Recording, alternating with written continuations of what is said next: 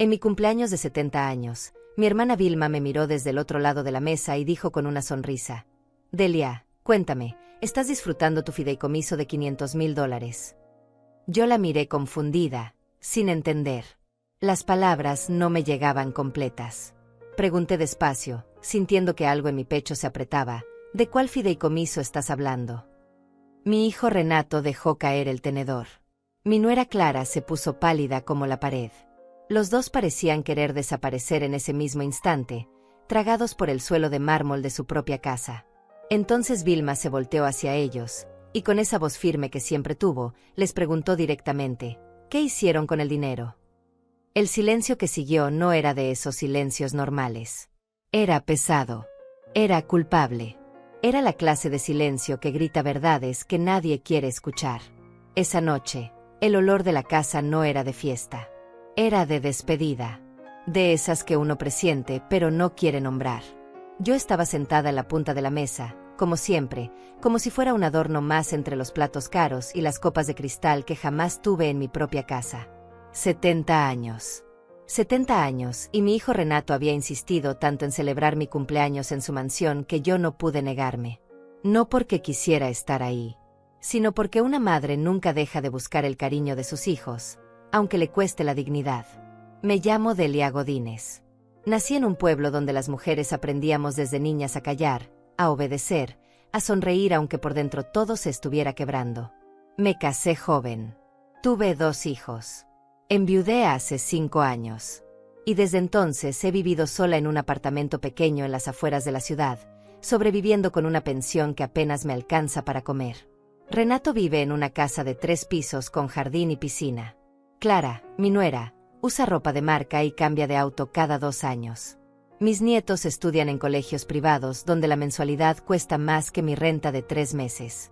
Yo siempre pensé que ellos trabajaban duro, que se lo merecían, que yo no tenía derecho a pedir nada porque ya había hecho mi parte criándolos.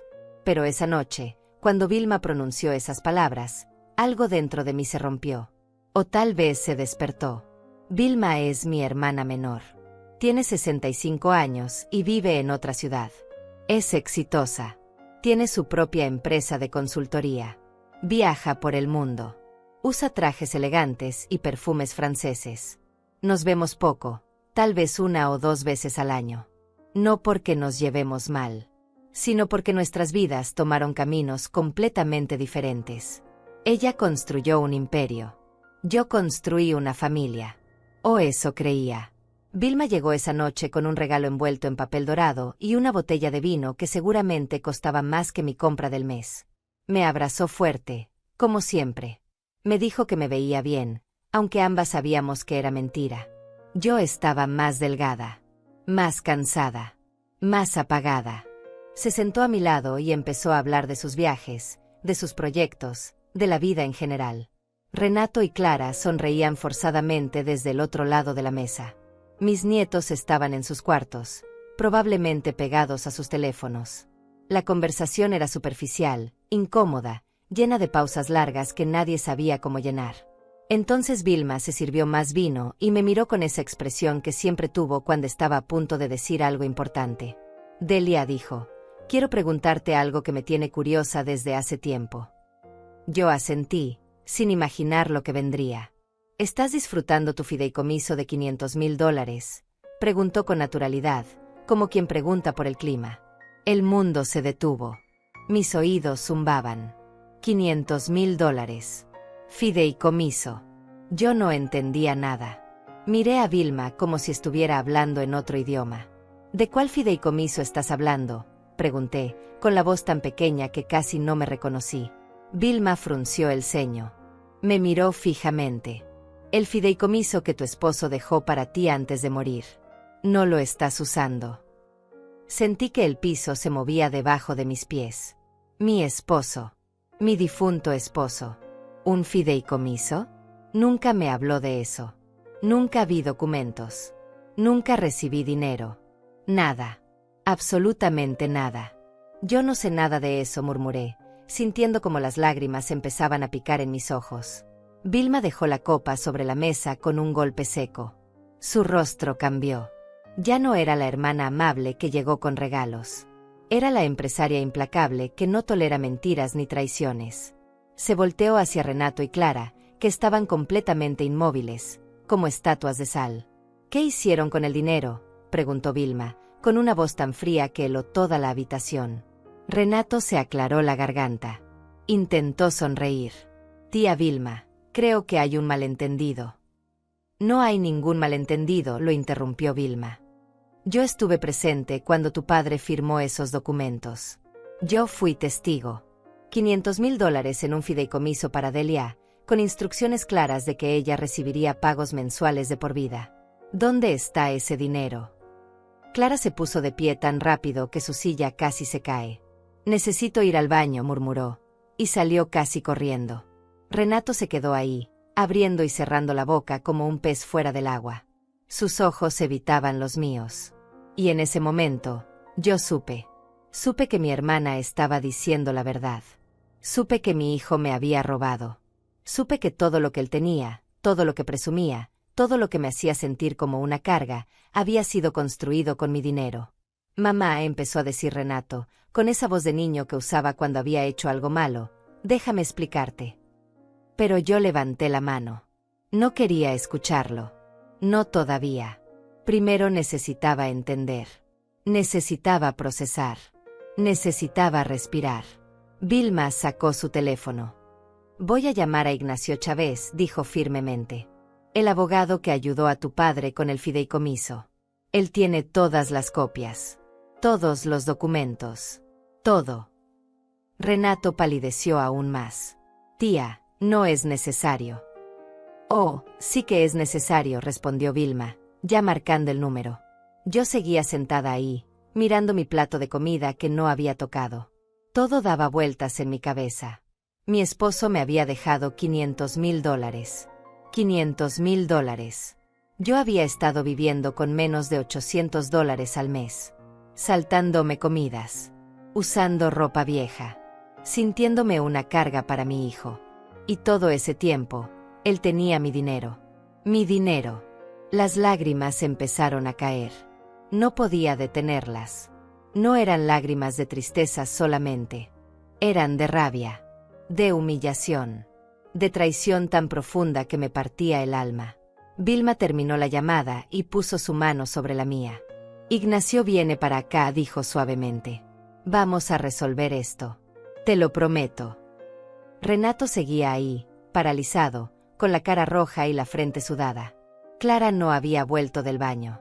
El cumpleaños que se suponía era una celebración se había convertido en un juicio. Y yo, la festejada, era la única que no sabía que había sido víctima de un crimen. Para entender cómo llegué hasta ese momento, sentada en esa mesa sintiéndome como una idiota, necesito que me acompañen atrás en el tiempo. Necesito que vean quién era yo antes de esa noche. Antes de descubrir que mi propia sangre me había robado la vida que merecía. Yo siempre fui la mujer invisible. La que servía el café pero nunca lo tomaba. La que cocinaba para todos pero comía las sobras. La que escuchaba los problemas de todos pero nunca hablaba de los suyos. Así me criaron. Así crié a mis hijos. Así viví durante 70 años. Mi esposo murió hace 5 años de un infarto repentino. Él era un hombre trabajador, honesto, callado como yo. Trabajó toda su vida como contador en una empresa mediana. No éramos ricos, pero tampoco pasábamos hambre. Teníamos una casa modesta, un auto viejo, una vida simple. O eso pensaba yo. Cuando él murió, yo estaba destrozada. No solo por el dolor de perderlo, sino porque me sentía completamente perdida. Él manejaba todo el dinero, todos los papeles, todas las decisiones importantes. Yo solo firmaba donde él me decía que firmara. Nunca pregunté, nunca dudé. Confiaba en él completamente. Renato se encargó de todo después del funeral. Él organizó los papeles. Él habló con los abogados. Él me explicó que papá había dejado algunas deudas y que la pensión que yo iba a recibir era pequeña. Me dijo que vendría a la casa familiar porque necesitábamos pagar esos compromisos. Yo acepté todo sin cuestionar. ¿Qué sabía yo de finanzas? ¿Qué sabía yo de leyes? Me mudé a un apartamento pequeño en un barrio alejado. Un lugar con una habitación, una cocina diminuta y un baño que siempre tenía problemas con las tuberías. La renta era de $300 al mes. Mi pensión era de $750. Hacía cuentas todos los días para que me alcanzara. Compraba lo más barato en el supermercado.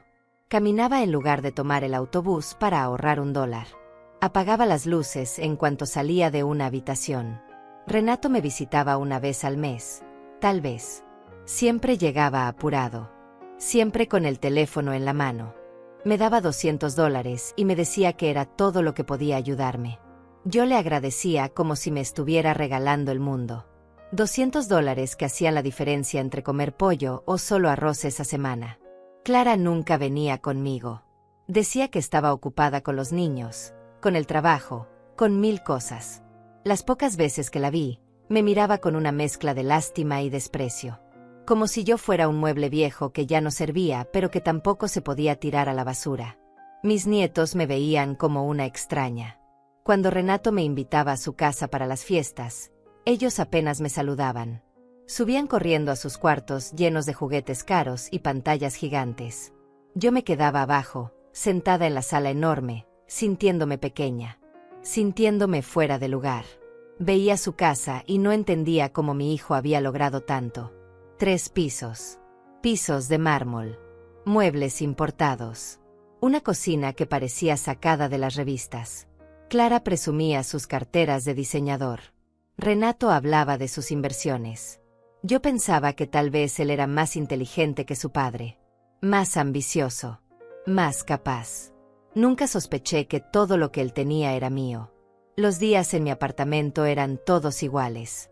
Me levantaba temprano aunque no tuviera nada que hacer. Tomaba café aguado porque el bueno era muy caro. Miraba por la ventana a la gente que pasaba corriendo hacia sus trabajos, sus vidas, sus propósitos. Yo ya no tenía ninguno. Limpiaba el apartamento aunque ya estuviera limpio. Veía telenovelas que no me interesaban solo para escuchar voces que no fueran la mía. Cocinaba para una sola persona y me sobraba comida que guardaba para el día siguiente. Y el siguiente. Y el siguiente. Los vecinos eran amables pero distantes. Todos trabajaban. Todos tenían familias ocupadas. Yo era la vieja del apartamento 203. La que saludaba en el pasillo. La que nunca causaba problemas. La que pagaba su renta a tiempo vendiendo algunas de las pocas joyas que me quedaban cuando el dinero no alcanzaba. Tenía una amiga. Patricia. Vivía en el apartamento de al lado. Era viuda como yo, pero tenía una pensión mejor. Sus hijos la llamaban todos los días. La visitaban los fines de semana. Le pagaban viajes. Yo la envidiaba en silencio. Patricia notaba cosas. Me preguntaba por qué mi hijo nunca estaba. ¿Por qué yo usaba la misma ropa todo el tiempo? ¿Por qué a veces escuchaba que yo lloraba en las noches cuando creía que nadie me oía? Un día, tomándote en su apartamento, me dijo algo que se me quedó grabado.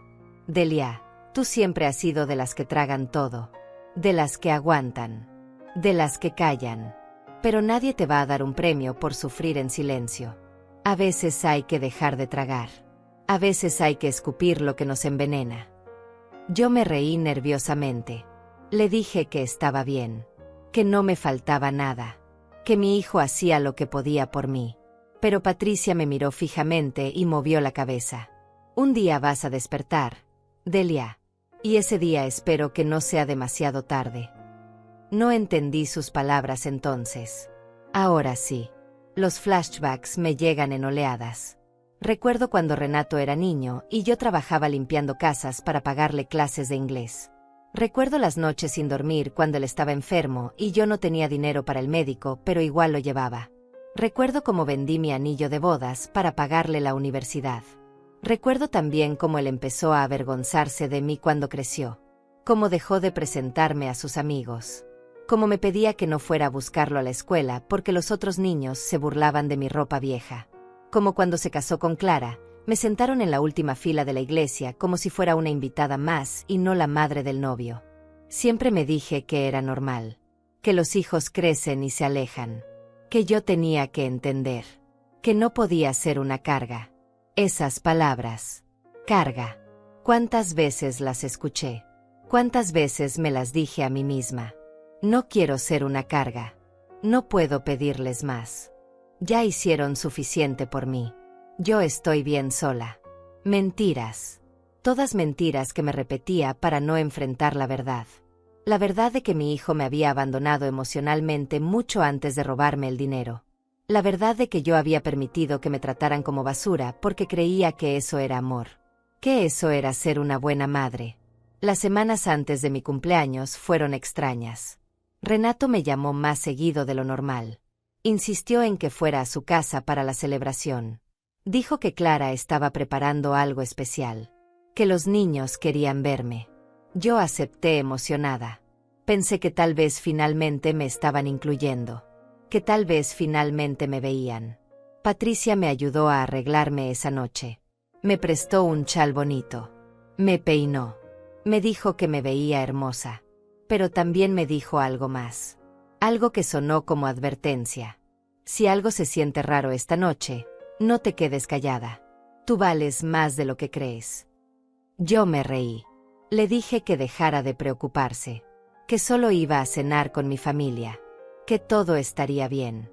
Pero mientras el taxi me llevaba hacia la casa de Renato, algo en mi estómago se retorcía. Una sensación que no podía nombrar.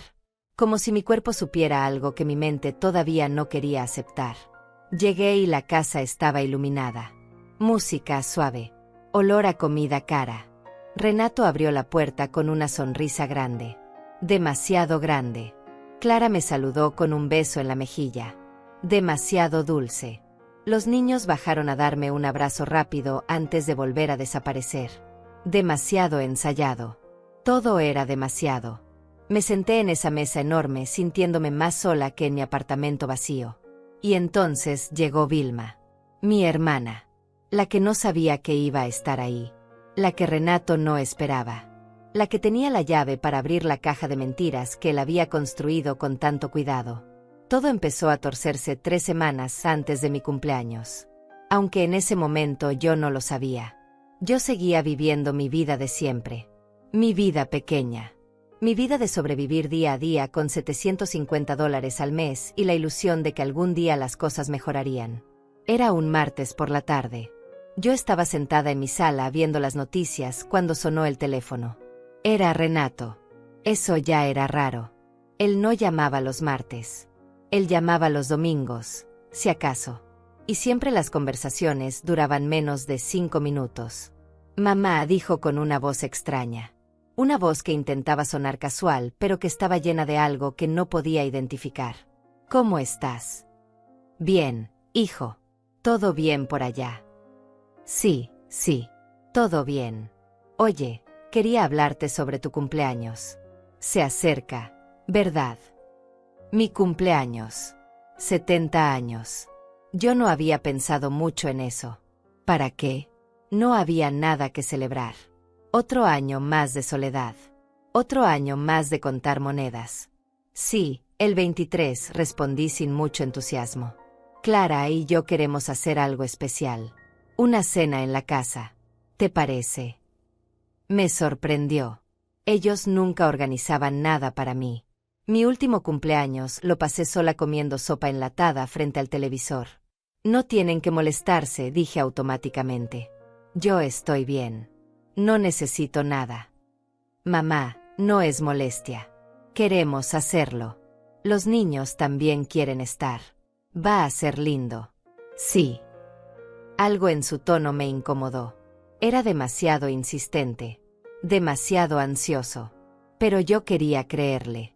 Quería creer que tal vez mi hijo finalmente me estaba viendo. Que tal vez finalmente le importaba. Está bien, acepté. Gracias, hijo. Perfecto. Te mando a buscar ese día. No te preocupes por nada. Colgó rápido. Como siempre. Yo me quedé ahí con el teléfono en la mano, sintiendo una mezcla de emoción y desconfianza. ¿Por qué ahora? ¿Por qué este año? ¿Qué había cambiado? Los días siguientes fueron iguales a todos. Pero yo no podía dejar de pensar en esa cena. Me ilusionaba. Me permitía soñar con que tal vez las cosas entre Renato y yo podían mejorar. Que tal vez él había reflexionado. Que tal vez recordaba todo lo que yo había hecho por él. Una semana después, Renato volvió a llamar. Esta vez su voz sonaba más tensa. Mamá, necesito preguntarte algo. ¿Has hablado últimamente con la tía Vilma? La pregunta me extrañó. Vilma y yo hablábamos cada 2 o 3 meses. Conversaciones cortas. Ella siempre ocupada. Yo siempre sin mucho que contar. No, hace como 2 meses que no hablo con ella. ¿Por qué? Por nada. Solo curiosidad. Oye, sobre la cena, mejor que sea algo íntimo. Solo nosotros. Familia cercana. ¿Te parece? Claro, hijo. Como tú quieras. Pero algo en esa conversación me dejó intranquila. ¿Por qué preguntaba por Vilma? ¿Qué tenía que ver ella con mi cumpleaños? Patricia notó mi inquietud. Ella siempre notaba todo. Estábamos tomando té en su apartamento cuando se lo mencioné. Dice que quiere hacer una cena para mi cumpleaños, le conté. Pero no sé. Se oye raro. Nervioso. Patricia dejó su taza sobre la mesa y me miró seria. Delia, ¿tú confías en tu hijo? La pregunta me dolió. Es mi hijo. Claro que confío en él.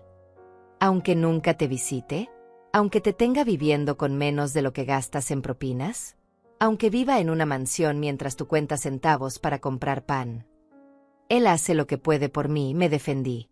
Siempre lo defendía. Era mi trabajo. Era lo que las madres hacen. ¿Y si no está haciendo nada por ti? ¿Y si está haciendo todo en tu contra? No digas eso, le pedí, sintiendo como las lágrimas amenazaban con salir. Renato no es así. Patricia suspiró. Tomó mi mano. Delia, escúchame. Tú eres una buena mujer. Demasiado buena. Y la gente buena siempre termina siendo pisoteada por los que no tienen escrúpulos. No estoy diciendo que tu hijo sea malo. Solo te estoy diciendo que abras los ojos. Que no tragues todo lo que te dicen sin masticar primero. Sus palabras se quedaron flotando en mi cabeza durante días. Yo intentaba ignorarlas. Intentaba convencerme de que ella estaba equivocada. Que era una amargada. Que proyectaba sus propios problemas en mi vida. Pero en las noches, cuando no podía dormir, me preguntaba cosas. ¿Por qué Renato vivía tan bien si yo había quedado sin nada? ¿Por qué mi esposo me había dejado solo esa pensión miserable si él trabajó durante 40 años? ¿Por qué Renato se había encargado de todos los papeles sin dejarme ver nada? Una tarde, decidí buscar. No sabía qué estaba buscando exactamente, pero necesitaba encontrar algo. Lo que fuera. Saqué la caja de documentos que tenía guardada en el closet. Papeles viejos. Facturas pagadas. Fotos. Recuerdos. Al fondo había una carpeta con algunos documentos del funeral de mi esposo. Recibos. Certificados. Una carta del abogado que manejó todo. La carta estaba dirigida a Renato. Decía algo sobre finalizar los trámites del patrimonio. Pero no decía nada específico. Nada que yo pudiera entender. Había un nombre. Ignacio Chávez. Abogado. Con un número de teléfono. Sostuve ese papel durante largo rato. ¿Debía llamar? ¿Qué le diría? ¿Qué derecho tenía yo a meterme en cosas que Renato ya había resuelto? Pero las palabras de Patricia resonaban. Abre los ojos. No tragues todo. Guardé el papel en mi cartera. No llamé ese día. Ni el siguiente. Pero lo llevaba conmigo como si fuera una bomba que no me atrevía a detonar. El viernes antes de mi cumpleaños, Renato apareció en mi apartamento sin avisar. Eso nunca pasaba. Él nunca venía sin avisar. Tocó la puerta y yo casi me caigo del susto. Hijo, qué sorpresa, dije abriendo la puerta. Él entró mirando todo como si fuera la primera vez que venía. Como si nunca hubiera visto la pobreza en la que yo vivía. Como si recién se diera cuenta de lo miserable que era mi vida. Mamá, necesito hablar contigo, dijo sin sentarse. ¿Pasó algo? ¿Estás bien? Sí, sí. Solo quería confirmar que vas a venir a la cena el martes. Es importante que estés ahí. Claro que voy a estar. Ya me lo dijiste. Él se pasó la mano por el pelo. Estaba sudando aunque el apartamento estaba frío. ¿Y no has hablado con nadie? ¿No te ha llamado nadie preguntando por papá? Por cosas de dinero. Mi corazón empezó a latir más rápido. No. ¿Quién me iba a llamar? Nadie. Solo pregunto. A veces hay estafadores que llaman a viudas diciendo que hay herencias o cosas así. Si alguien te llama, no le hagas caso. Y me avisas de inmediato. Está bien, hijo. Él me dio un beso rápido en la frente y se fue tan rápido como llegó. Yo me quedé parada en medio de la sala sintiendo que algo muy malo estaba a punto de pasar. Esa noche no pude dormir. Di vueltas en la cama pensando en todo. En las llamadas extrañas. En la visita inesperada. En las advertencias sobre estafadores. En la insistencia con la cena. Al día siguiente, saqué el papel con el número del abogado. Lo miré durante horas. Finalmente, con las manos temblando, marqué. Una secretaria contestó. Bufete Chávez. Buenas tardes. Buenas tardes. Yo quisiera hablar con el señor Ignacio Chávez. ¿De parte de quién? Delia Godínez. Soy la viuda de Juárez Godínez. Él manejó algunos asuntos de mi esposo hace 5 años. Hubo una pausa. Un momento, por favor. La espera fue eterna. Yo casi cuelgo 3 veces. Pero algo me detuvo. Finalmente, una voz masculina. ¿Señora Godínez? Soy Ignacio Chávez. Qué sorpresa escucharla después de tanto tiempo. Disculpe que lo moleste, empecé con voz temblorosa. Yo solo quería preguntar sobre los papeles de mi esposo. Usted ayudó con todo después de su muerte. Sí, así es. Trabajé con su hijo Renato en todos los trámites. Y había algo sobre un fideicomiso. El silencio del otro lado fue sepulcral, tan largo que pensé que se había cortado la llamada. Señora Godínez, dijo finalmente con voz muy seria. Creo que usted y yo necesitamos hablar. Urgente. El día de mi cumpleaños amaneció gris, como si el cielo supiera lo que yo todavía no quería aceptar. Me levanté temprano aunque la cena era en la noche. No pude dormir pensando en la conversación con el abogado Ignacio Chávez. Después de esa llamada, él me había pedido que nos viéramos. Me dijo que había cosas que yo necesitaba saber. Cosas que debieron habérmelas dicho hace 5 años. Pero yo le pedí que esperara. Le dije que tenía una cena familiar y que después podíamos hablar. No sé por qué hice eso. Tal vez porque una parte de mí todavía quería creer que todo era un malentendido. Que mi hijo no me había traicionado. Patricia tocó mi puerta a media mañana. Traía un pastel pequeño con una vela. Para que no pases tu cumpleaños sin soplar aunque sea una vela, me dijo con una sonrisa triste. Nos sentamos en mi sala comiendo pastel con café aguado. Ella me miraba como si quisiera decirme algo, pero no se atrevía. ¿Qué pasa?, le pregunté. Estás rara. Más rara que de costumbre. ¿Pasó algo? Le conté sobre la llamada al abogado. Sobre sus palabras misteriosas. Sobre la sensación de que algo terrible estaba a punto de revelarse. Patricia dejó su plato a un lado.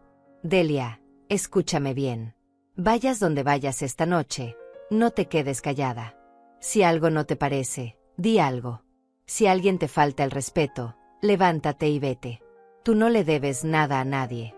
Mucho menos a quien te ha hecho sentir pequeña toda tu vida. Es mi hijo, susurré.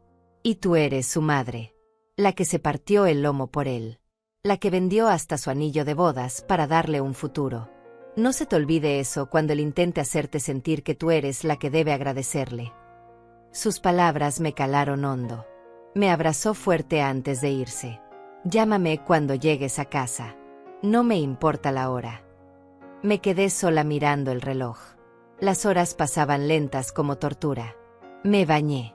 Me puse el único vestido medio decente que tenía. Un vestido café que ya estaba desteñido, pero que al menos no tenía agujeros. Me peiné frente al espejo y me vi vieja. Cansada. Acabada. 70 años. Toda una vida. ¿Y para qué? Para estar sola en un apartamento miserable esperando que mi hijo me diera migajas de atención una vez al año. Renato mandó un taxi a buscarme a las 7. El conductor era amable. Me preguntó si iba a una celebración. Le dije que sí, que era mi cumpleaños. Me felicitó. Le di las gracias. No le dije que me sentía como si fuera a mi propio funeral. Cuando el taxi se detuvo frente a la casa de Renato, mi estómago se retorció. La casa estaba iluminada. 3 pisos de lujo que yo nunca entendí cómo mi hijo pudo pagar. Jardines perfectos. Autos caros en la entrada. Todo tan diferente del apartamento donde yo contaba centavos para comprar arroz. Toqué el timbre. Clara abrió la puerta. Llevaba un vestido que probablemente costaba más que mi renta de 6 meses. Su sonrisa era perfecta. Demasiado perfecta. Delia, qué bueno que llegaste. Feliz cumpleaños. Me dio 2 besos en el aire. Ni siquiera me tocó la cara. Entré y el olor a comida cara me golpeó. Camarones, vino, pan recién horneado. Todo lo que yo no podía permitirme. Me llevó a la sala. Renato estaba ahí con los niños. Se levantó a saludarme. Mamá, feliz cumpleaños. Me abrazó. Pero era un abrazo vacío. De esos que se dan por obligación. Los nietos me saludaron desde el sofá sin levantarse. Dijeron un hola abuela mecánico y volvieron a sus teléfonos.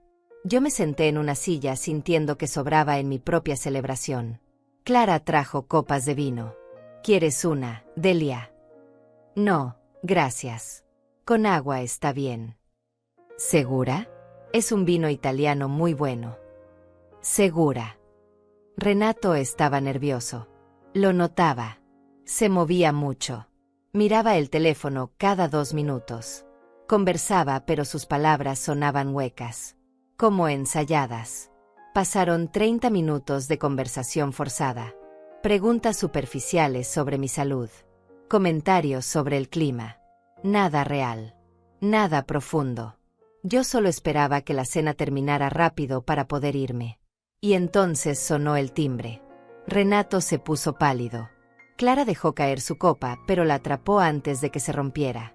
Se miraron entre ellos con una expresión que no pude descifrar. Miedo. Pánico. Algo así. ¿Esperan a alguien más?, pregunté. No, dijo Renato rápido. Demasiado rápido.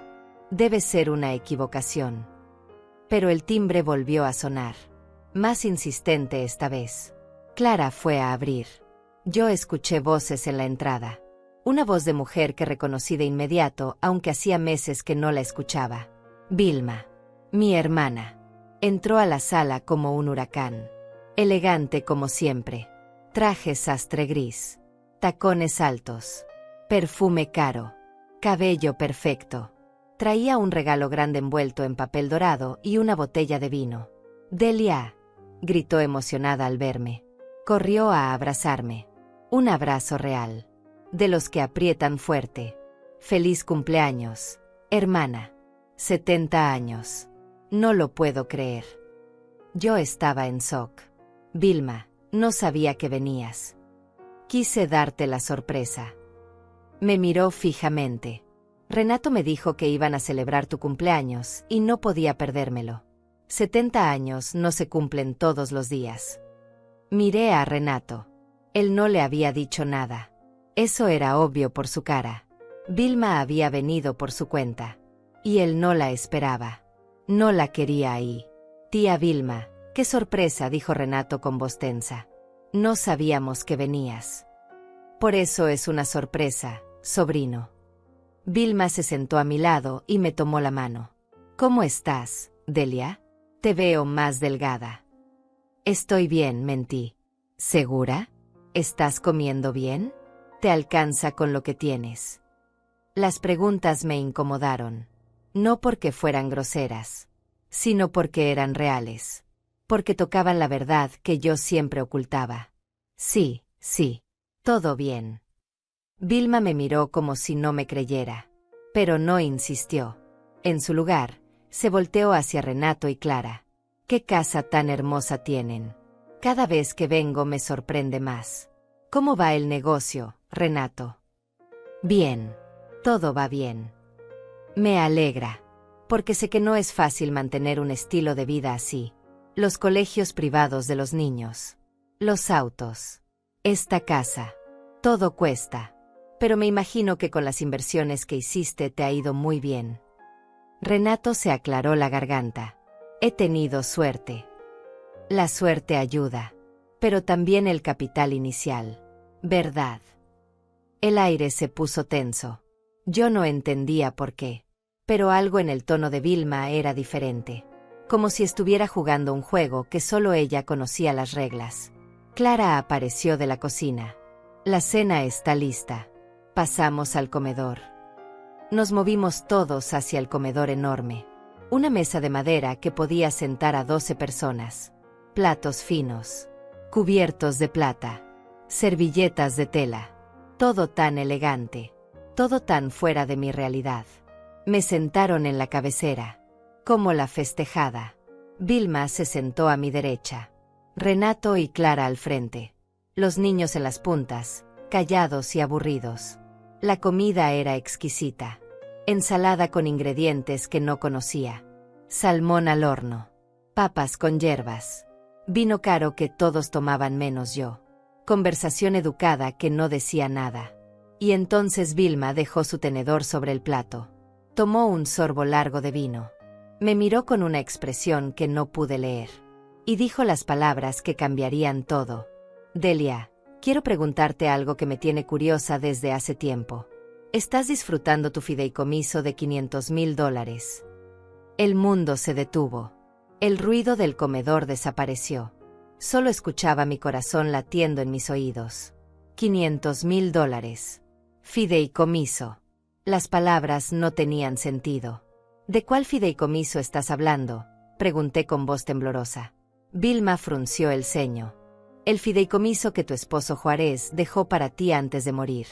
Yo estuve presente cuando firmó los documentos. $500,000. Para que tuvieras una vejez digna. Para que nunca te faltara nada. Las lágrimas empezaron a picar en mis ojos. Yo no sé nada de eso. Vilma dejó la copa con un golpe seco. Su rostro cambió completamente. Ya no era la hermana dulce. Era la empresaria implacable. Se volteó hacia Renato y Clara. ¿Qué hicieron con el dinero? El silencio que siguió a esa pregunta era tan pesado que podía sentirlo aplastándome el pecho. Renato y Clara se habían quedado completamente inmóviles. Como estatuas de sal. Como si el tiempo mismo se hubiera congelado solo para ellos. Mis nietos miraban confundidos de un adulto a otro sin entender qué estaba pasando. Yo tampoco entendía completamente. Pero algo dentro de mí ya sabía la verdad. La había sabido desde la llamada con el abogado. La había sabido desde las visitas extrañas de Renato. Tal vez la había sabido desde hace 5 años, pero me negaba a verla. Tía Vilma, empezó Renato con voz temblorosa. Creo que hay un malentendido aquí. No hay ningún malentendido, lo cortó Vilma con una frialdad que nunca le había escuchado. Yo estuve ahí. En la oficina del abogado Ignacio Chávez. Tu padre me pidió que fuera testigo cuando firmó esos documentos. $500,000 en un fideicomiso irrevocable para Delia. Con pagos mensuales garantizados de por vida. $4,000 mensuales. Todo protegido legalmente para que ella nunca tuviera que preocuparse por dinero. $4,000 mensuales. Yo vivía con 750. Las palabras no me cabían en la cabeza. No podían ser reales. Mamá, dijo Renato mirándome finalmente. Déjame explicarte. Pero Vilma levantó la mano. No. Primero responde mi pregunta. ¿Dónde está ese dinero? ¿Por qué tu madre vive en un apartamento miserable con una pensión que no le alcanza ni para comer bien? ¿Por qué ella no sabe nada sobre el fideicomiso? Clara se puso de pie tan rápido que su silla casi cae. Necesito ir al baño, murmuró, y prácticamente corrió fuera del comedor. Los niños también se levantaron. ¿Podemos irnos a nuestros cuartos?, preguntó el mayor. Váyanse, dijo Renato sin mirarlos. Quedamos solo nosotros 3.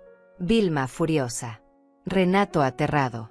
Y yo en medio, sintiendo como mi mundo se desmoronaba pedazo a pedazo. Renato, dije con voz que no reconocí como mía, ¿es verdad lo que dice tu tía?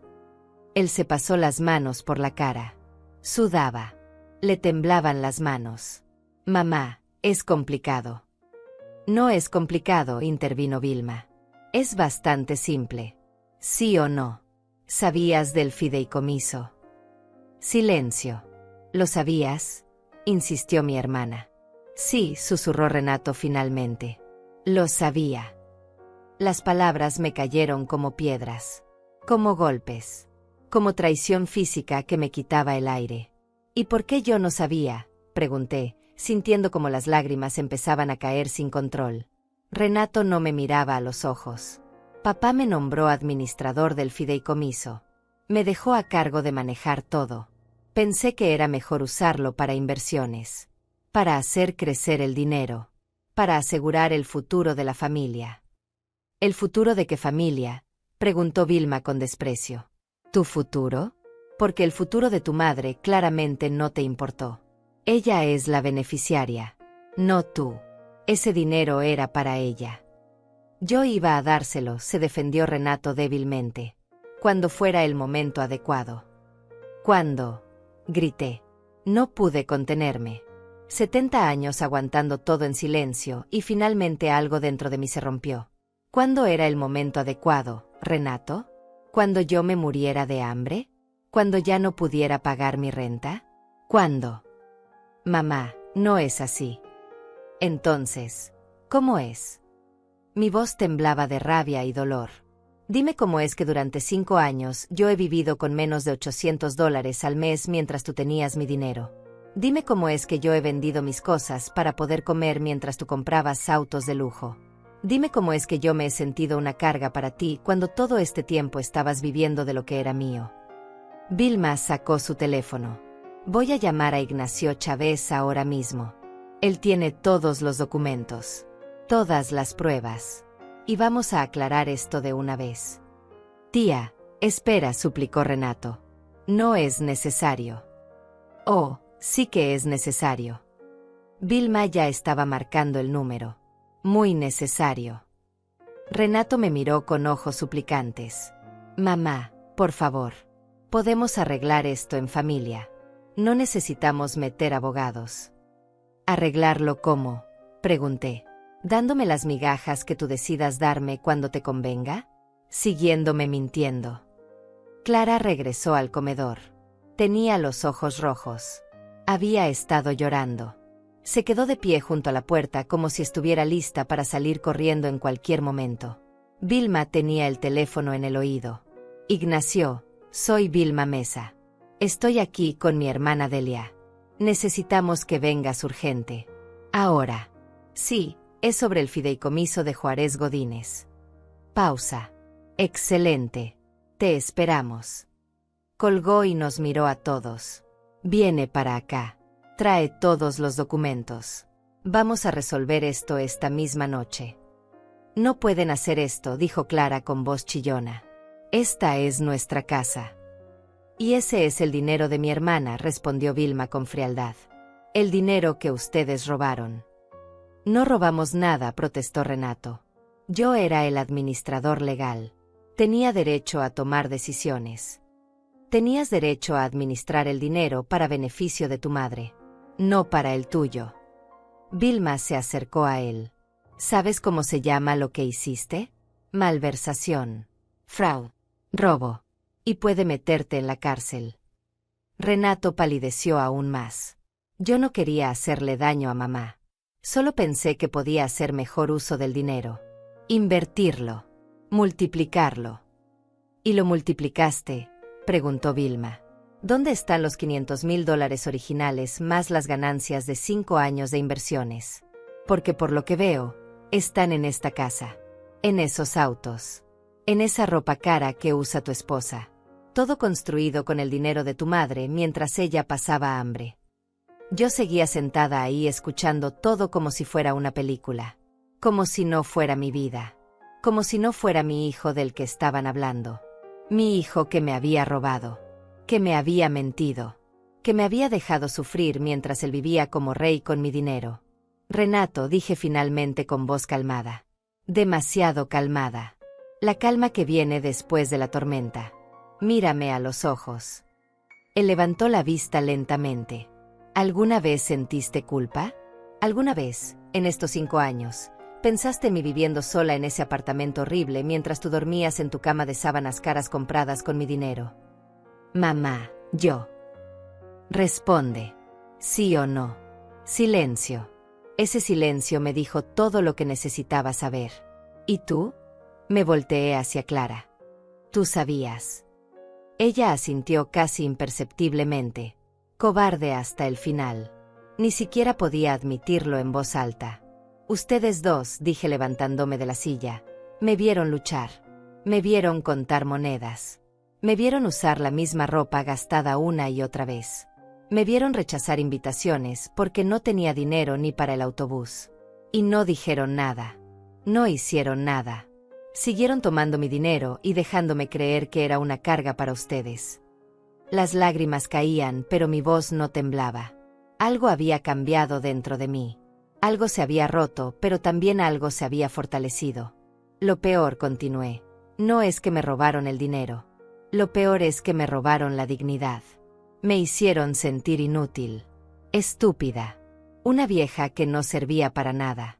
Me hicieron creer que debía agradecerles las migajas que me daban. Y todo el tiempo sabían la verdad. Renato intentó acercarse, pero yo levanté la mano. No me toques. Mamá, perdóname. Yo puedo devolverte todo. Te juro que... ¿Con qué?, preguntó Vilma. Porque si gastaste todo en esta vida de lujos, ¿de dónde vas a sacar $500,000 más 5 años de pagos mensuales que nunca le diste? Estamos hablando de más de $700,000. La cifra me mareó. $700,000. Toda una vida de seguridad que me habían quitado. Sonó el timbre. Vilma fue a abrir. Regresó con un hombre de unos 60 años. Traje oscuro. Maletín de cuero. Expresión seria. Buenas noches, dijo el hombre. Soy Ignacio Chávez. Lamento que nos veamos bajo estas circunstancias, señora Godínez. Me levanté. Mis piernas temblaban. Usted habló conmigo por teléfono. Así es. Y lamento profundamente no haber insistido en hablar con usted directamente hace 5 años. Asumí que su hijo le había informado de todo. Fue un error de mi parte. Abrió el maletín y sacó una carpeta gruesa. La puso sobre la mesa del comedor. Aquí está todo. El testamento. El fideicomiso. Los documentos de administración. Todo firmado por su esposo y por Renato como administrador. Abrió la carpeta y empezó a mostrarme papeles. Mi vista estaba borrosa por las lágrimas, pero alcanzaba a ver las cifras. $500,000. Pagos mensuales de $4,000. Mi nombre en todos los documentos como beneficiaria única. Su esposo fue muy claro, explicó Ignacio. Este dinero era solo para usted. Renato tenía autorización para administrarlo, pero con la obligación legal de entregarle los pagos mensuales sin falta. Cualquier desviación de esos fondos para uso personal constituye un delito. Renato se dejó caer en una silla. Clara lloraba en silencio. Yo seguía de pie mirando esos papeles que representaban la traición más profunda que había vivido. Ignacio Chávez extendió los documentos sobre la mesa como si fueran cartas de un juego macabro. Cada papel era una prueba más de la mentira en la que había vivido durante 5 años. Yo los miraba sin poder procesarlos completamente. Mi cerebro se negaba a aceptar que todo esto era real. Señora Godínez, dijo el abogado con voz firme pero no cruel, ¿usted recibió algún pago mensual de este fideicomiso en los últimos 5 años? No, respondí con un hilo de voz. Yo no sabía que existía. ¿Le explicaron alguna vez los términos del testamento de su esposo? Renato me dijo que había algunas deudas, que tuvimos que vender la casa familiar para pagarlas, que solo quedaba una pensión pequeña para mí. Ignacio negó con la cabeza. No había deudas. La casa se vendió, sí, pero el dinero de esa venta más los ahorros de su esposo y su seguro de vida sumaron los $500,000 que conforman el fideicomiso. Todo estaba destinado a usted. Me senté antes de caerme. Las piernas no me sostenían. La casa también. También. Su esposo dejó instrucciones claras de vender la propiedad y añadir ese valor al fideicomiso para maximizar sus ingresos mensuales. Usted debió haber estado viviendo con $4,000 al mes. Cómodamente. Sin preocupaciones. $4,000 mensuales durante 5 años. Hice el cálculo rápido en mi cabeza. $240,000 que nunca vi. $240,000 que mi hijo había usado mientras yo contaba centavos para comprar pan. Renato, dijo Ignacio volteándose hacia mi hijo, ¿dónde está el dinero? Mi hijo tenía la cabeza entre las manos. Lo invertí. ¿En qué? En esta casa. En el negocio. En los colegios de los niños. En todo. ¿Tienes registro de esas inversiones? ¿Estados de cuenta? Documentos que demuestren que ese dinero fue invertido con intención de generar beneficios para tu madre. Silencio. Te lo voy a preguntar de otra manera, continuó el abogado. ¿Puedes devolver los $500,000 originales más los pagos mensuales que le debías a tu madre? Más silencio. Clara sollozaba más fuerte ahora. No puede, dijo Vilma con desprecio. Lo gastó todo. En lujos. En apariencias. En vivir una vida que no le correspondía. Ignacio sacó más papeles. Aquí tengo los extractos bancarios del fideicomiso. Durante el primer año después de la muerte de su esposo, Renato transfirió $50,000 para el enganche de esta casa. Otros 100,000 se fueron en renovaciones. 30,000 en un auto. Y así sucesivamente. En 2 años, había vaciado casi completamente el fondo principal. ¿Y los otros 3 años? Preguntó Vilma. Préstamos contra el fideicomiso. Más transferencias. Pequeñas cantidades aquí y allá que sumadas llegan a cifras importantes. Para cuando quisimos darnos cuenta, ya no quedaba prácticamente nada. Quisimos. Repetí. Usted sabía todo esto. Ignacio bajó la mirada. Por primera vez, el abogado parecía avergonzado. Yo sabía que Renato estaba haciendo movimientos. Él es el administrador legal, entonces técnicamente tenía autorización. Pero yo asumí que usted estaba al tanto. Que él le consultaba. Que había un acuerdo familiar. Nunca imaginé que usted no sabía nada. ¿Por qué no me buscó para confirmar? Mi voz sonó más dura de lo que pretendía. Debí haberlo hecho. Es mi responsabilidad profesional. Y le ofrezco mis más sinceras disculpas. Pero también debo decirle que Renato me aseguró varias veces que usted estaba bien cuidada. Que vivía con ellos. Que no necesitaba el dinero mensualmente porque él cubría todos sus gastos. Miré a Renato con una mezcla de horror y asco. Le dijiste que yo vivía con ustedes. Renato no respondió. No podía ni mirarme. Le dijiste eso, grité. Ya no me importaba controlarme. Le mentiste al abogado diciéndole que me cuidabas mientras yo vivía sola comiendo sopa de lata. Mamá, yo pensé que eventualmente te traería a vivir con nosotros. ¿Cuándo? ¿En 10 años más?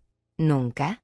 Esa era otra mentira que te decías para dormir tranquilo por las noches. Clara finalmente habló. Su voz era chillona y patética. Nosotros queríamos ayudarte, Delia, pero teníamos gastos. Los niños necesitan tantas cosas. La casa es cara de mantener. No era por maldad. Vilma se rió, pero no era una risa alegre. Era una risa llena de desprecio. ¿No era por maldad? Entonces, ¿qué era? ¿Ignorancia? ¿Codicia?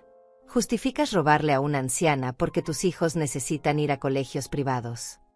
No le robamos, insistió Clara débilmente. Sí le robaron, dijo Ignacio con firmeza. Legalmente, eso es exactamente lo que hicieron. Malversación de fondos fiduciarios. Fraude. Abuso financiero de un adulto mayor. Todos esos son delitos penales, además de civiles. El miedo se instaló en el rostro de Renato. ¿Penales? Pero yo soy su hijo. Ella no me va a denunciar. Todos me miraron. Yo me quedé callada. No sabía qué sentía. Demasiadas emociones al mismo tiempo. Dolor. Rabia. Traición. Pero también algo nuevo. Algo que no había sentido en años. Poder. La sensación de que finalmente yo tenía el control. ¿Qué queda del fideicomiso?, preguntó Vilma a Ignacio. El abogado revisó sus papeles. Aproximadamente $30,000. Es todo lo que no fue dilapidado. 30,000 de 500,000. Mi esposo había trabajado toda su vida para asegurar mi futuro y su propio hijo lo había destruido en menos de 5 años. ¿Y qué opciones tiene mi hermana?, continuó Vilma. Ignacio se acomodó los lentes. Varias. Puede presentar una demanda civil para recuperar los fondos más daños y perjuicios. Puede presentar una denuncia penal por fraude y malversación. O puede intentar llegar a un acuerdo privado con su hijo para la devolución del dinero. ¿Cuál recomienda usted?, preguntó Vilma. Depende de lo que la señora Godínez quiera lograr. Si quiere recuperar su dinero rápidamente, un acuerdo privado podría ser más expedito. Si quiere justicia y que haya consecuencias reales, el camino legal es más apropiado aunque más largo. Me levanté de la silla. Caminé hacia la ventana. Afuera todo se veía normal. El jardín perfectamente cuidado. Las luces de la calle iluminando el vecindario de casas caras. Nada de eso era real. Todo era una ilusión construida con mi dinero y mi sufrimiento. Mamá, dijo Renato detrás de mí. Por favor, habla conmigo. Dime qué quieres que haga. Me di la vuelta lentamente. Lo miré a los ojos. Esos ojos que una vez me miraron con amor de niño. Esos ojos que ahora solo reflejaban miedo y culpa. ¿Qué quiero que hagas?, repetí sus palabras. Quiero que me digas la verdad. Por primera vez en 5 años. ¿Planeaste esto desde el principio? ¿Desde que papá murió ya sabías que ibas a quedarte con mi dinero? No, no fue así. Al principio solo tomé un poco para el enganche de la casa. Pensé que lo iba a devolver. Pero luego necesitábamos más. Y más. Y se me fue de las manos. ¿Y nunca pensaste en decirme la verdad? En darme al menos una parte de lo que me correspondía. Bajó la vista. Tenía miedo de que te enojaras. De que me juzgaras. ¿Y preferiste dejarme vivir en la miseria? ¿Preferiste verme sufrir antes que enfrentar tu error? Yo pensé que tú estabas bien. Que no necesitabas tanto. Que eras feliz con tu vida simple. Esas palabras me atravesaron como cuchillos. ¿Feliz? ¿Crees que yo era feliz pasando hambre? ¿Feliz usando ropa con agujeros? ¿Feliz sintiéndome una carga para ti cada vez que te pedía 200 miserables dólares? Mamá. No me llames mamá. Una madre para ti era alguien a quien usar y descartar. Alguien cuyo sacrificio no valía nada. Alguien a quien podías mentirle y robarle sin remordimiento. Clara se acercó tímidamente. Delia, por favor, piensa en los niños. Si esto se hace público, si hay un juicio, ellos van a sufrir. Van a perder a su padre. La miré con incredulidad. ¿Me estás pidiendo que piense en tus hijos? ¿Tú que nunca pensaste en mí? ¿Qué les vas a decir cuando pregunten por qué su padre está en problemas? ¿Qué robó a su abuela y ella tuvo la desfachatez de defenderse? Vilma se puso a mi lado. No tienes que decidir nada ahora, Delia. Tómate tu tiempo. Piensa bien qué es lo que quieres. Ignacio cerró su maletín. Señora Godínez, yo voy a prepararle un reporte completo de todo. Movimientos bancarios. Transferencias. Todo documentado. Y después usted decide qué hacer con esa información. ¿Cuánto tiempo tengo para decidir?, pregunté. Legalmente, tiene varios años para presentar una demanda. Pero le recomendaría actuar pronto. Mientras más tiempo pase, más difícil será recuperar los activos. Asentí. Mi cabeza daba vueltas. Necesitaba salir de ahí. Necesitaba aire. Necesitaba estar sola para procesar todo esto. Me voy, anuncié. Yo te llevo, dijo Vilma inmediatamente. Renato dio un paso adelante. Mamá, espera. No te vayas así. Podemos hablar más. Podemos. No hay nada más que hablar esta noche, lo interrumpí. Tú hiciste lo que hiciste. Ahora yo voy a hacer lo que tenga que hacer. Caminé hacia la puerta. Vilma me siguió. Ignacio recogió sus papeles y nos acompañó. Antes de salir, Me volteé una última vez. Renato estaba parado en medio de su sala cara, en su casa lujosa, rodeado de todo lo que compró con mi dinero. Se veía pequeño, asustado, pero yo ya no sentía lástima por él. Feliz cumpleaños para mí, dije. Y salí. El silencio en el auto de Vilma era casi ensordecedor. Ella manejaba concentrada, mirando la carretera. Yo iba en el asiento del copiloto con la vista perdida en la ventana. Las luces de la ciudad pasaban borrosas. O tal vez era porque no podía dejar de llorar. No eran lágrimas ruidosas. No sollozaba. Solo dejaba que cayeran mientras mi cabeza intentaba procesar todo lo que acababa de pasar. Mi cumpleaños número 70 había sido el peor y el más revelador de mi vida. El día en que descubrí que durante 5 años había sido víctima de mi propio hijo. ¿Quieres que te lleve a tu apartamento?, preguntó Vilma suavemente. Sí, susurré. Manejamos en silencio otros 15 minutos. Cuando llegamos a mi edificio, Vilma apagó el motor. ¿Quieres que suba contigo? No. Necesito estar sola.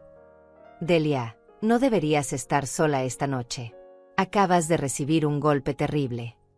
He estado sola durante 5 años. Una noche más no va a cambiar nada. Vilma suspiró. Al menos prométeme que vas a llamarme si necesitas algo. A cualquier hora. No me importa. Asentí. Bajé del auto y caminé hacia la entrada. Mis piernas pesaban como si cargara el mundo entero. Subí las escaleras lentamente. Cada escalón era un esfuerzo. Cuando finalmente llegué a mi puerta, mis manos temblaban tanto que me costó meter la llave. Entré al apartamento y lo vi con ojos nuevos. Este lugar miserable. Este cuarto diminuto. Esta cocina donde apenas cabía una persona. Este baño con tuberías rotas. Todo esto había sido mi vida mientras mi hijo vivía como rey. Me senté en el sofá viejo que compré de segunda mano y finalmente dejé salir todo. Lloré como no lloraba desde el funeral de mi esposo. Lloré por los 5 años perdidos. Por las noches con hambre. Por la vergüenza de no poder comprarle un regalo decente a mis nietos en Navidad. Por cada vez que me sentí inútil y vieja y como una carga. Pero también lloré de rabia. Una rabia que había estado guardada durante 70 años. Rabia contra un mundo que me enseñó a callar. Contra una vida que me enseñó a aguantar. Contra mí misma por haber aceptado todo sin cuestionar nunca. No sé cuánto tiempo estuve ahí sentada en la oscuridad. Eventualmente, escuché que tocaban la puerta. Era Patricia. Vi que llegaste, dijo cuando abrí. Traía 2 tazas humeantes. Te hice té.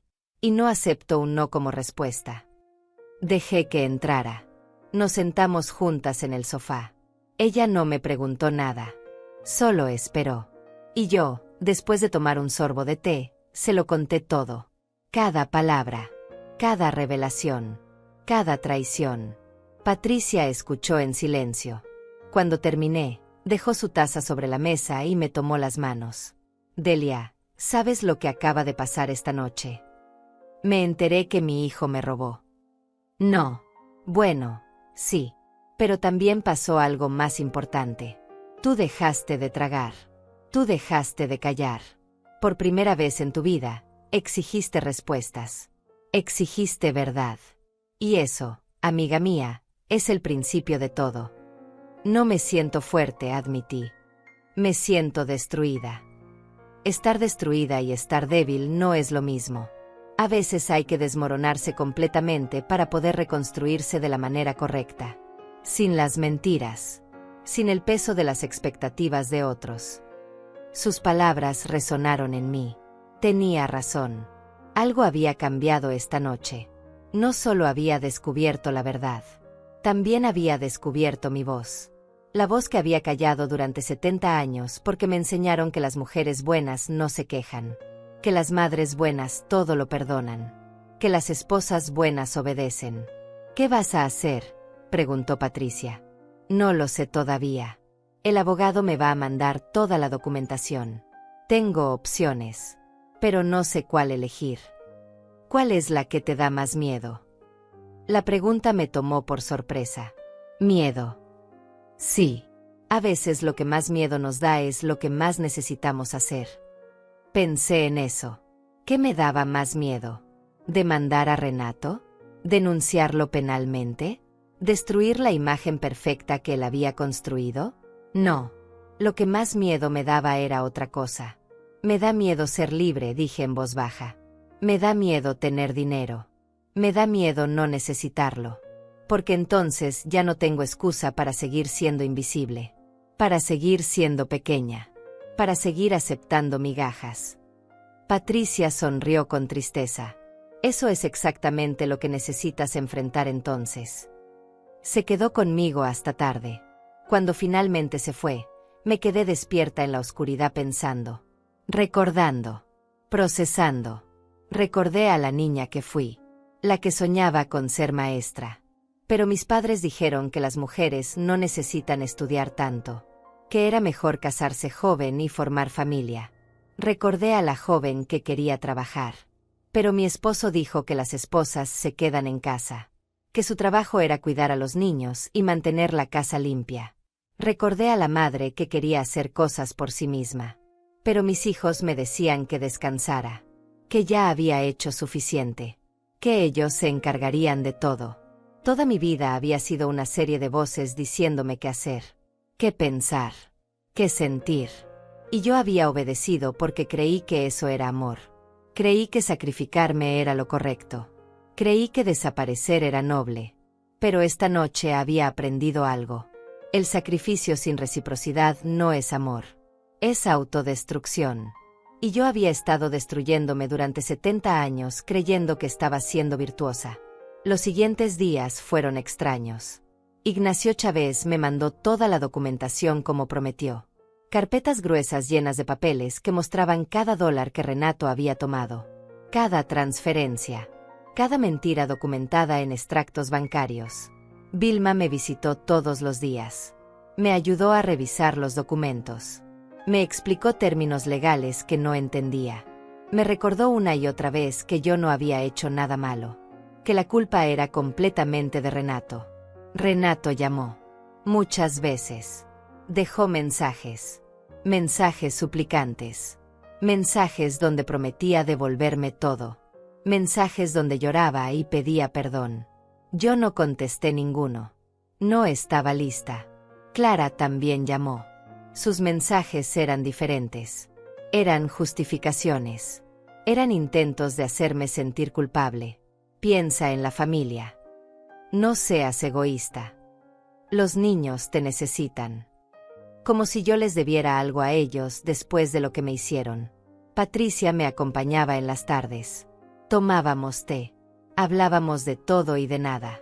Ella compartía historias de su propia vida. De cómo sus hijos también la habían decepcionado en ciertos momentos. De cómo había aprendido a poner límites. A decir que no, a elegirse a sí misma sin sentirse culpable. ¿Sabes cuál es la diferencia entre nosotras y la generación de nuestras hijas? Me preguntó un día. Ellas aprendieron que podían tenerlo todo. Nosotras aprendimos que no merecíamos nada. Y ambas enseñanzas están equivocadas. Una semana después de mi cumpleaños, Vilma llegó con una propuesta. He estado hablando con Ignacio, dijo sentándose en mi sofá. Y creo que tenemos una estrategia. ¿Qué clase de estrategia? Una que te devuelva tu dinero, pero también tu dignidad. Una que haga que Renato enfrente las consecuencias, pero sin destruir completamente a los niños que son inocentes en todo esto. Escuché mientras Vilma explicaba el plan. Era inteligente. Era justo. Pero también era implacable. Requería que yo fuera firme. Que no cediera. Que no dejara que la culpa o el amor maternal me hicieran retroceder. ¿Puedo hacerlo?, pregunté en voz alta, aunque la pregunta era más para mí misma. Puedes, afirmó Vilma. Pero solo si realmente quieres. Nadie te va a juzgar si decides perdonar y olvidar. Es tu decisión. ¿Tú qué harías? Mi hermana me miró fijamente. Yo ya sé lo que haría. Pero yo no soy tú. Yo no pasé 5 años viviendo en este apartamento. Yo no tuve que vender mis cosas para comer. Yo no tuve que aguantar que mi propio hijo me hiciera sentir como basura mientras vivía de mi dinero. Esta decisión es solo tuya. Esa noche no dormí. Caminé por el apartamento pequeño pensando. Pesando opciones. imaginando futuros. Finalmente, cuando el sol empezaba a salir, supe qué iba a hacer. Y por primera vez en 5 años, tal vez en 70 años, me sentí segura de una decisión. No porque alguien me dijera que era lo correcto, sino porque yo sabía que lo era. Me paré frente al espejo del baño. Miré a la mujer que me devolvía la mirada. Tenía 70 años. Arrugas profundas. Cabello completamente blanco. Manos trabajadas por años de limpiar y cocinar y servir a otros. Pero también vi algo nuevo en sus ojos. Algo que no había estado ahí antes. Determinación. Fuerza. La clase de fuerza que no viene de gritar o pelear. La clase de fuerza que viene de saber tu valor y no permitir que nadie te lo quite nunca más. No necesité levantar la voz para ser oída, me dije a mi reflejo. Solo necesité parar de abaixarla. Tomé el teléfono. Marqué el número de Ignacio Chávez. Cuando contestó, dije las palabras que cambiarían todo. Quiero que prepare los documentos. Vamos a hacer esto. Vamos a recuperar lo que es mío. Y vamos a hacerlo de la manera correcta. Con justicia. Con dignidad. Pero sin piedad. 3 días después, Renato y Clara estaban sentados frente a mí en la oficina de Ignacio Chávez. El abogado había organizado esta reunión como parte de la estrategia. Una última oportunidad para resolver todo sin llegar a los tribunales. Una oportunidad que yo iba a controlar completamente. Renato se veía terrible. Ojos hundidos. Barba sin afeitar. Ropa arrugada. Clara estaba rígida en su silla, con los brazos cruzados y una expresión de víctima que me daba náuseas. Vilma estaba sentada a mi lado. Ignacio en su escritorio con una montaña de documentos frente a él. Yo estaba en el centro. Calmada. Firme. Lista. Gracias por venir, empezó Ignacio. Estamos aquí para llegar a un acuerdo que evite un proceso legal largo y costoso para ambas partes. Mamá, interrumpió Renato inmediatamente. Yo solo quiero decirte que lo siento. Lo siento tanto. Sé que la cagué. Sé que no hay perdón para lo que hice. Pero te juro que voy a devolverte todo. Levanté mi mano. No hables todavía. Primero vas a escuchar. Se calló. Parecía un niño regañado. Pero ya no sentía lástima por él. Durante 5 años empecé con voz tranquila pero firme. Tú me robaste. Me mentiste. Me dejaste vivir en la pobreza mientras tú gastabas mi dinero en lujos. Me hiciste sentir que era una carga. Que debía agradecerte las migajas que me dabas. Todo ese tiempo, sabías la verdad. Y no dijiste nada. Mamá. Todavía no termino, lo corté. Tuviste 1000 oportunidades de decirme la verdad. 1000 oportunidades de hacer lo correcto. Y cada vez elegiste la mentira. Elegiste tu comodidad sobre mi bienestar. Entonces ahora las reglas cambiaron. Ahora yo elijo. Ignacio puso los documentos sobre la mesa. Estas son las opciones. Opción 1. Presentamos una demanda civil por malversación de fondos fiduciarios. Buscamos la devolución completa del dinero más daños y perjuicios. Eso incluye intereses acumulados y compensación por sufrimiento emocional. Estamos hablando de aproximadamente $800,000. Renato palideció. No tengo $800,000. Entonces venderías esta casa, dijo Vilma fríamente. Venderías los autos. Liquidarías todo. Y si no alcanza, trabajarías el resto de tu vida pagando la deuda. Opción 2, continuó Ignacio. Presentamos cargos penales. Fraude. Abuso financiero de adulto mayor. Malversación. Son delitos que pueden llevarte a prisión entre 5 y 10 años. Clara sollozó. No pueden hacer eso.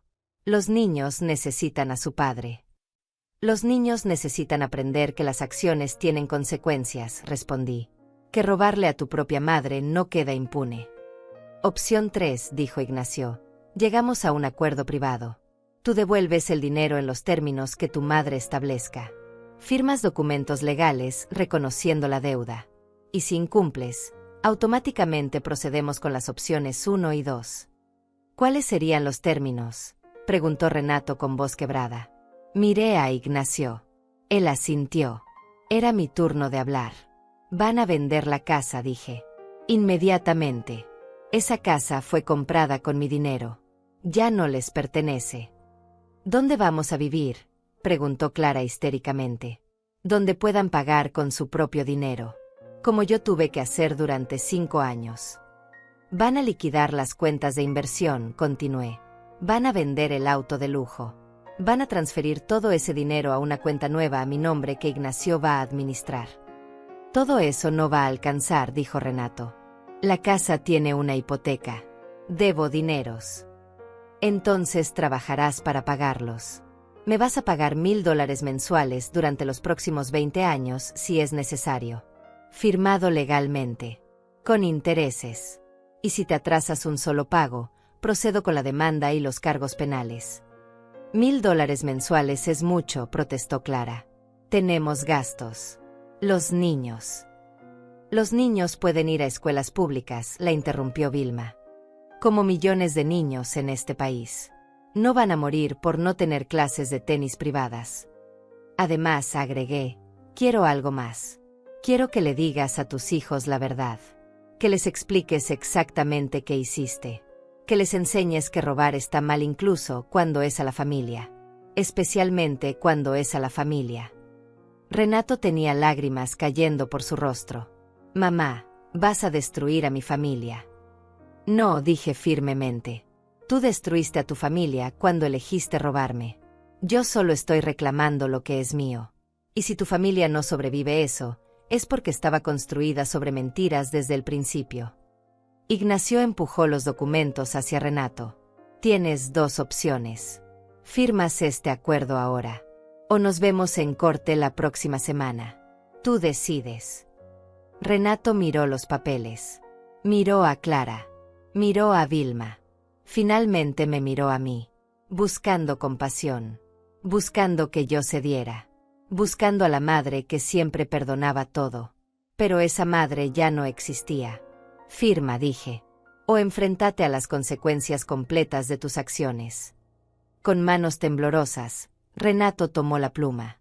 Leyó los documentos. Cada página era un recordatorio de su traición. Cada cláusula era una deuda que tendría que pagar. Firmó. Clara también tuvo que firmar como codeudora solidaria. Ambos se comprometían a devolver todo. A vender todo. A pagarme mensualmente. Y a enfrentar consecuencias legales severas si incumplían. Cuando terminaron, Ignacio recogió los documentos. Estos son legalmente vinculantes. Tienen 30 días para vender la propiedad y transferir los fondos iniciales. Los pagos mensuales comienzan el mes siguiente. Renato seguía sentado ahí, destruido. Pero yo no sentía victoria. Solo sentía un cansancio profundo. El cansancio de 70 años cargando con las expectativas de otros. ¿Algo más que quieras decirme?, le pregunté. ¿Me vas a perdonar algún día? Su voz era apenas un susurro. No lo sé, respondí honestamente. Tal vez no. Pero eso ya no depende de ti.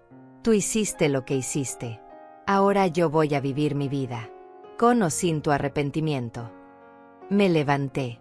Vilma me acompañó. Salimos de esa oficina dejando atrás a un hijo que había aprendido la lección más dura de su vida. La lección de que las madres también tienen límites. De que el amor no significa permitir el abuso. De que perdonar no significa olvidar ni permitir que vuelva a pasar. Afuera, el sol brillaba.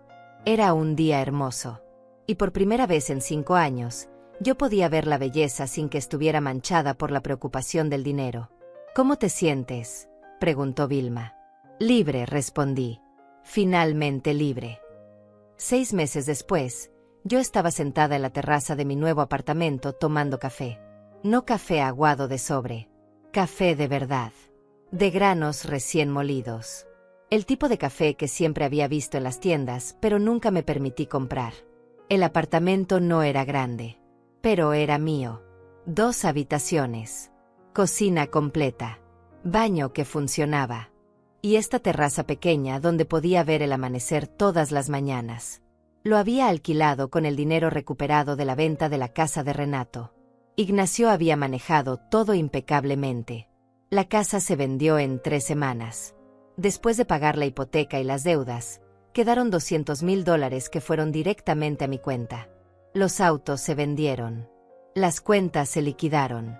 En total, había recuperado casi $300,000. No eran los 500,000 originales. Pero era suficiente. Más que suficiente para una mujer de 70 años que solo necesitaba paz y dignidad. Ignacio había reinvertido el dinero en un nuevo fideicomiso. Esta vez, yo era la única administradora. Nadie más tenía acceso. Nadie más podía tomar decisiones sobre mi futuro. Los pagos mensuales de $2,500 llegaban puntualmente a mi cuenta cada mes. Y Renato cumplía con sus $1,000 adicionales. Por ahora, Vilma me visitaba seguido. A veces nos íbamos a almorzar a restaurantes bonitos. Otras veces solo caminábamos por el parque hablando de la vida. Ella me había ayudado a abrir los ojos, a encontrar mi voz, a entender que ser fuerte no significa gritar. Significa saber tu valor y no permitir que nadie te lo quite. Patricia seguía siendo mi vecina. Bueno, ya no vivíamos en el mismo edificio, pero nos veíamos casi todos los días. Tomábamos té, compartíamos historias. Ella me había enseñado que la amistad verdadera no necesita sangre compartida. Solo necesita respeto mutuo y honestidad. Renato. No hablábamos mucho. Él llamaba una vez al mes. Conversaciones cortas e incómodas. Me contaba que habían alquilado un apartamento más pequeño, que Clara había tenido que buscar trabajo, que los niños estaban adaptándose a la escuela pública. Me preguntaba cómo estaba yo. Yo respondía con monosílabos. No había perdonado. No estaba segura de si algún día lo haría. Pero había algo más importante que el perdón. Había encontrado paz. Paz con lo que pasó. Paz con mis decisiones. Paz conmigo misma. Los nietos me mandaban mensajes a veces. Mensajes cortos. Confundidos. Renato les había contado una versión suavizada de la verdad. Les había dicho que había cometido un error con el dinero de la abuela, que estaba tratando de enmendarlo. Los niños no entendían completamente. Pero eso estaba bien. Algún día entenderían. Yo había empezado a hacer cosas que nunca me permití. Tomé clases de pintura. Resultó que tenía talento para los paisajes. Nada profesional. Pero me gustaba. Me hacía feliz. Y eso era suficiente. Me uní a un club de lectura en la biblioteca del barrio. Mujeres de mi edad que se reunían una vez por semana para hablar de libros. Algunas tenían historias similares a la mía. Hijos que las habían decepcionado. Familias que las habían usado. Todas estábamos aprendiendo a vivir para nosotras mismas después de 70 años viviendo para otros. Una tarde, mientras pintaba en mi terraza, sonó el teléfono. Era un número desconocido. Dudé en contestar, pero algo me dijo que lo hiciera. Señora Godínez, era una voz de mujer joven. Sí, soy yo. Mi nombre es María. Soy trabajadora social del centro comunitario. Una de las mujeres de su club de lectura le contó su historia a nuestra coordinadora. Y nos preguntábamos si usted estaría interesada en hablar con otras mujeres mayores que están pasando por situaciones de abuso financiero familiar. Me quedé callada procesando la propuesta. No tiene que decidir ahora, continuó María. Pero creemos que su experiencia podría ayudar a otras mujeres. A que encuentren su voz. A que entiendan que no están solas. Déjeme pensarlo, respondí. Esa noche no pude dormir pensando en esa llamada. ¿Yo ayudando a otras? ¿Yo compartiendo mi historia? Durante 70 años había sido invisible. Silenciosa. ¿Ahora iba a hablar públicamente? Le conté a Vilma al día siguiente. Ella sonrió. ¿Recuerdas lo que te dije hace meses? Que a veces hay que desmoronarse para reconstruirse correctamente. Tú te desmoronaste. Te reconstruiste. Y ahora puedes ayudar a otras a hacer lo mismo. Tengo miedo, admití. El miedo es bueno. Significa que importa. Significa que es real. Una semana después, estaba sentada en un círculo de 10 mujeres en el centro comunitario. Todas mayores de 60. Todas con historias de familias que las habían usado. Que las habían robado. que las habían hecho sentir invisibles. Les conté mi historia, sin adornar, sin suavizar, la verdad completa, el fideicomiso, la traición, la pobreza, y también la recuperación, la justicia, la paz. Cuando terminé, había lágrimas en todos los ojos, pero también había algo más: esperanza, reconocimiento, la comprensión de que no estaban locas, de que no estaban solas, de que había un camino hacia adelante. Una mujer levantó la mano tímidamente. ¿Cómo encontraste el valor para enfrentarlos? No lo encontré, respondí honestamente. Lo construí, día a día, decisión a decisión, dejando de tragarme lo que me envenenaba, aprendiendo que mi voz importaba, que mi vida importaba, que yo importaba. Ahora han pasado casi un año desde aquella noche de mi cumpleaños, desde la revelación que cambió todo. Yo sigo viviendo en mi apartamento con terraza, sigo pintando, sigo leyendo, sigo tomando café de verdad todas las mañanas, pero también hago algo más. 2 veces al mes me reúno con ese grupo de mujeres. Les ayudo a entender sus derechos. Las acompaño a hablar con abogados. Las sostengo cuando tienen miedo. Les recuerdo que no es egoísmo cuidarse, que no es crueldad poner límites, que merecen dignidad sin importar su edad. Renato sigue pagando. Clara sigue trabajando. Los nietos están creciendo. Tal vez algún día nuestra relación mejore, o tal vez no. Pero eso ya no define mi valor ni mi felicidad. Esta mañana, mientras tomaba café viendo el amanecer, pensé en todo el camino recorrido, en la mujer que era hace un año. Invisible, callada, convencida de que su único valor estaba en servir a otros. Y miré a la mujer que soy ahora, visible, con voz, convencida de que su valor está simplemente en existir. Me levanté y fui al espejo. La misma mujer de 70 años me devolvió la mirada. Las mismas arrugas, el mismo cabello blanco, pero los ojos eran diferentes. Ya no reflejaban resignación, reflejaban paz, fuerza, propósito. Ellos me robaron mis años y lo llamaron cuidado, dije a mi reflejo. Pero yo los recuperé, en silencio, con verdad y con valentía. Sonreí, una sonrisa real, de las que salen del alma, porque finalmente entendí algo fundamental. La justicia no siempre es ruidosa. A veces es silenciosa. La fuerza no siempre es violenta. A veces es serena. Y la libertad no siempre viene de afuera. A veces viene de adentro. De decidir que mereces más.